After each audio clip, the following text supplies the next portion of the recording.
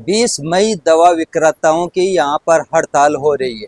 All India pharmacy का विरोध ये हो रहा है कि ऑनलाइन फार्मेसी का ये सब यहाँ पर विरोध कर रहे हैं। क्यों विरोध कर रहे हैं, इस वीडियो में हम पूरी डिटेल से यहाँ पर समझेंगे कि क्या कारण है। देखिए, सबसे बड़ा और सबसे जो कारण है वो यही है कि ऑनलाइन फार्मेसी दवाओं का विरोध क्यों किया जा रहा है, क्योंकि कुछ रूल्स होते हैं हमारे, उन रूल्स की वो अनदेखी कर रहे हैं। इसकी वजह से यहाँ पर जो भी रिटेलर है ना, होलसेलर है, वो सभी यहाँ पर इनका विरोध कर रहे हैं और 20 मई यानी कि 20 तारीख को यहाँ पर हड़ताल कर रहे हैं। वो यही कारण है और कोई बड़ा मुद्दा नहीं है, क्योंकि हर किसी को बिना डॉक्टर की प्रिस्क्रिप्शन मान लो या बिना किसी की सलाह मशूरा यानी कि कोई भी ऑर्डर कर देता है ऑनलाइन के अंदर और उसके होम डिलीवरी हो जाती है। नो डाउट कोई दिक्कत नहीं है, लेकिन रूल्स का ध्यान में रखते हुए अगर आप व्यापार करते हैं तो इसके अंदर कोई दिक्कत वाली बात नहीं है।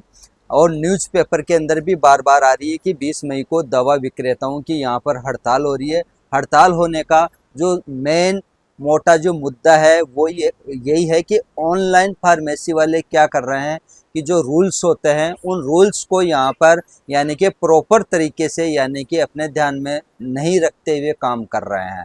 ठीक है, केमिस्ट अलायंस का ऐलान है कि 70,000 दुकानें बंद रहने का यहाँ पर अनुमान लगाया जा रहा है 20 मई को यहाँ पर। लेकिन जयपुर के जो केमिस्ट एसोसिएशन अध्यक्ष है वो यूँ कह रहे हैं कि हम दुकानें खुली रखकर समर्थन करेंगे, यानी कि ऑनलाइन फार्मेसी दवाओं का विरोध करेंगे यहाँ पर। ठीक है, खुले बंद रख के नहीं, बंद करके करने में क्या है कि ऑनलाइन फार्मेसी को यहाँ पर बढ़ावा मिलेगा और बुजुर्ग लोग हैं जिनसे चला नहीं जाता, जो हॉस्पिटल में से यानी कि डिस्चार्ज हो रहे हैं, वो लोग काफ़ी परेशान हो जाएंगे। इसलिए जयपुर केमिस्ट एसोसिएशन ने ये कहा है कि हम दुकानें खुली रखकर हम यहाँ पर विरोध करेंगे यहाँ पर।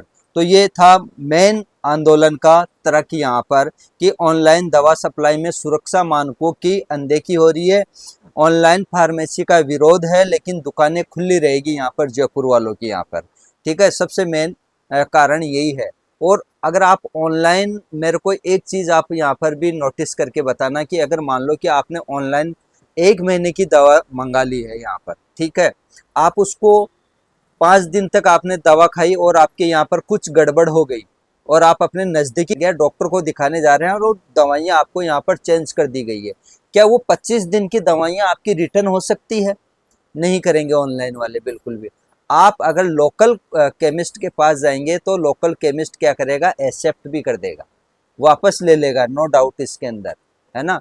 और आपकी हेल्थ का ध्यान में रखते हुए, पड़ोसी के नाते आपका ध्यान में रखते हुए, कभी बाई चांस आपके पास अगर पैसा नहीं है, मान लो कि आप बाहर गए हो किसी काम से और आपके घर पे कोई बीमार हो गया है या किसी की रेगुलर दवाई चल रही है, देने वाला नहीं है, तो पड़ोसी केमिस्ट, लोकल जो केमिस्ट होता है वो आपके घर तक भी पहुंचा देता है दवाइयाँ।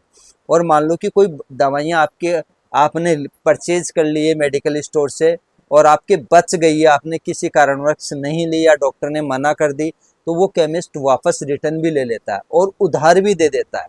सबसे मेन कहानी, क्योंकि यहाँ पर हमारे पास बड़े बड़े लोग उधार लेके जाते हैं, क्योंकि सब बिजनेसमैन है, सब नौकरी वाले हैं, किसी के पास एनी टाइम पैसा नहीं रहता। देखो, पैसा एक ऐसी चीज़ है किसी के पास हमेशा नहीं रहता, आज है और कल नहीं है, तो उधार भी लेके जाते हैं। तो पड़ोसी केमिस्ट क्या करते हैं, हम लोग जैसे हम उधार भी दे देते हैं।